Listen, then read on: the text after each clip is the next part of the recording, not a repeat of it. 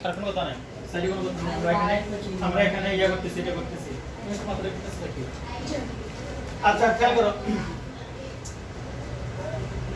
করো এটা হচ্ছে ষষ্ঠ শ্রেণীর উদাহরণ 2 কত উদাহরণ 2 আচ্ছা বলা হয়েছে 500 টাকা দুইজন শ্রমিকের মাঝে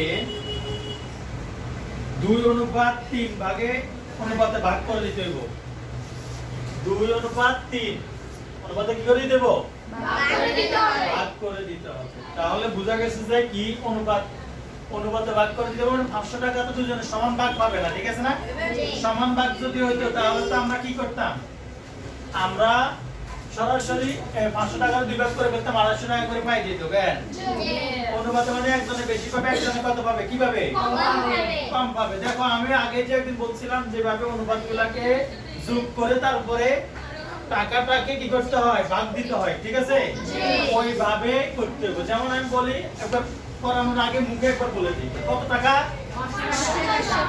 500 টাকা কত টাকা 500 টাকা এই 500 টাকা দুইজন শ্রমিকের একজনের অনুপাত হচ্ছে 2 আর অনুপাত কত 3 তাহলে অনুপাত দুটোকে যোগ করো 2 আর 3 যোগ করলে কত 5 এই 5 এর যদি আমরা 5 দিয়ে কার ভাগ দেব 500 কে তাহলে 500 টাকা যদি 5 ভাগ করি তাহলে কত টাকা হবে 100 টাকা কয়টা হইব 5 কেন দেব কয়টা হইব 5টা ধরো আমি 100 টাকা ধরে এখানে এই 5টা করলাম কয়টা করছি 5টা কি হইছে তুমি নিজে প্রথম মানে অঙ্কটা এইভাবে করে ফেলতে পারতেছো দেখো এর অনুপাত কত 2 তার মানে সে দুইটা পাবে কয়টা পাবে দুইটা 100 কত হইছে 200 আর এর কত 3 তাহলে হয়ে গেল 3 হইছে না এখানে 300 তাহলে মানে বুঝতে পারছি যে আমরা এই 500 টাকার মধ্যে একজনে পাইবো 200 টাকা আর একজনে পাইবো কত টাকা 300 টাকা তাহলে আমরা কি বেসিক কনসেপ্টে বুঝতে পারছি যে কিভাবে হবে অনুপাতগুলোকে যোগ করতে হইব যোগ করার পরে ওই যোগফল দিয়ে কাকে ভাগ দিতে হইব যে টাকাটা ভাগ করে নিতে হবে সেটা ভাগ দিতে হবে নাকি এবার তুমি দেখো আমরা এবার থিওরিতে চলে যাই দেখো এখানে কি বলা হয়েছে এখানে বলা হয়েছে আমরা কি একটা জিনিস জানি যে অনুপাতের মধ্যে যে দুইটা সংখ্যা থাকে অনুপাত দেখো 2:3 ঠিক আছে এখানে দুইটা সংখ্যা আছে এইটার নাম হইছে পূর্ব রাশি কি পূর্ব রাশি আর কিছু উত্তর রাশি কি রাশি উত্তর রাশি এই দুটো মনে রাখবা মানে প্রথমটাকে পূর্ব রাশি আর এটাকে বলা হয় উত্তর রাশি উত্তর রাশি রাশি ঠিক আছে এই পূর্ব রাশি এবং উত্তর রাশি এই দুইটার সমষ্টি বের করতে হবে কই দেব সমষ্টি তাহলে আমরা লিখতে পারি যে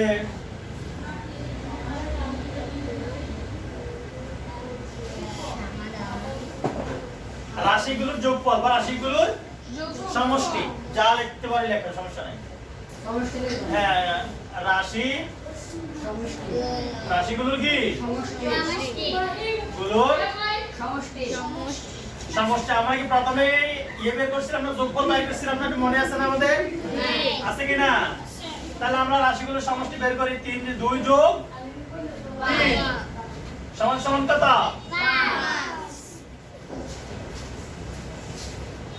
5 ঠিক আছে আচ্ছা তারপরে প্রথম শ্রমিক কত পাবে দ্বিতীয় শ্রমিক কত পাবে এটা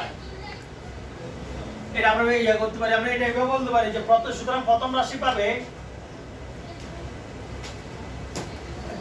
এখানে যে অবস্থা এভাবে করতে আমরা সহজেই করতে পারি তার মানে এটা বোঝা গেছে যে প্রথম শ্রমিক পাবে শ্রমিকদের জন্য একজন তার প্রথম শ্রমিক পাবে কে প্রথম শ্রমিক পাবে দেখো প্রথম শ্রমিক হচ্ছে 2 কত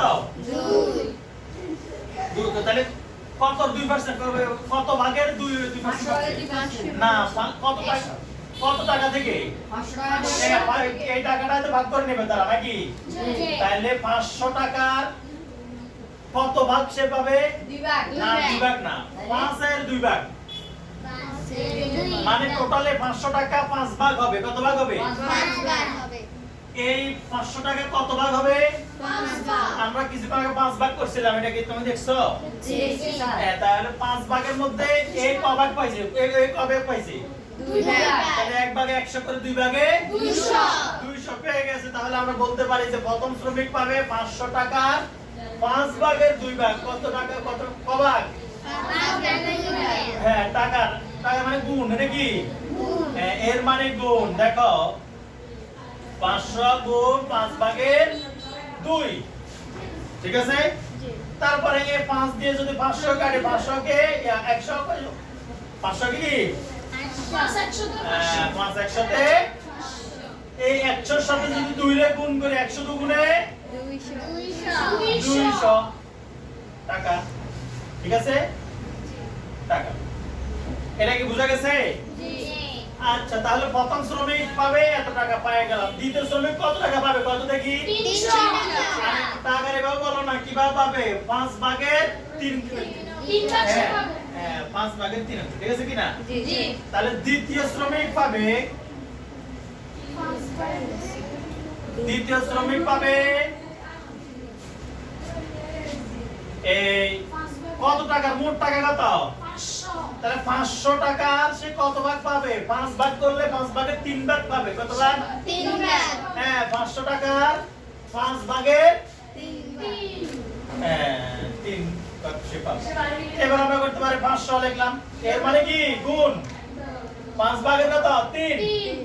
5 100 500। এবার 100 দিয়ে যদি 303 এর গুণ করে 300 কে 300 টাকা, ঠিক আছে? তাহলে এটাই উত্তর। তাহলে প্রথম শ্রমিক পাবে 200 টাকা আর 300 টাকা, ঠিক আছে? এটা বুঝতে পারছো? আর বুঝতে কোনো অসুবিধা আছে? হ্যাঁ, না, তাহলে এই লিখে ফেলো তাড়াতাড়ি সবাই।